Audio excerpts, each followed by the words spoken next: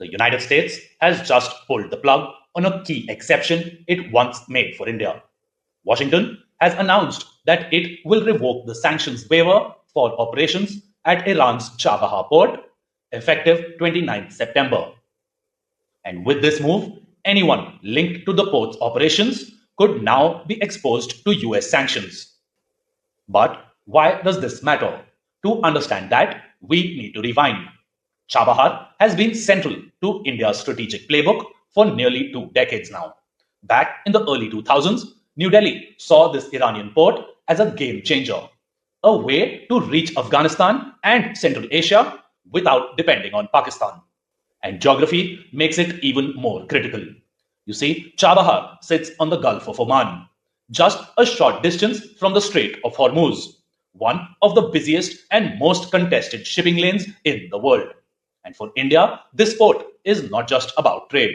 It is about access, influence, and balancing China's growing footprint at Gwadar in Pakistan.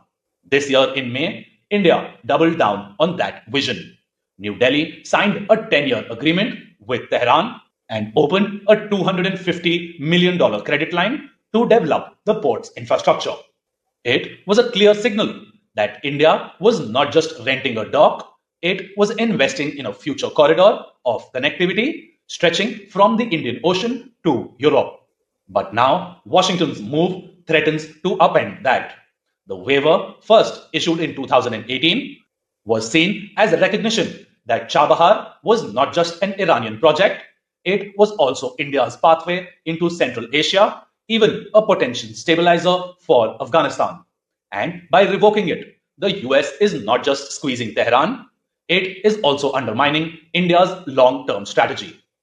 And here lies the irony. On one hand, Donald Trump calls Narendra Modi his friend, and on the other, his administration has delivered a blow to one of India's most important foreign policy projects. Friendship in rhetoric, but sanctions in reality. So, how should India see this?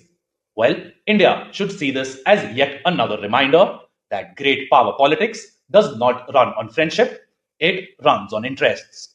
And if Chabahar truly matters to India, then New Delhi must make it clear. America's maximum pressure campaign on Iran cannot and will not dictate India's minimum national interest. Jai Hind.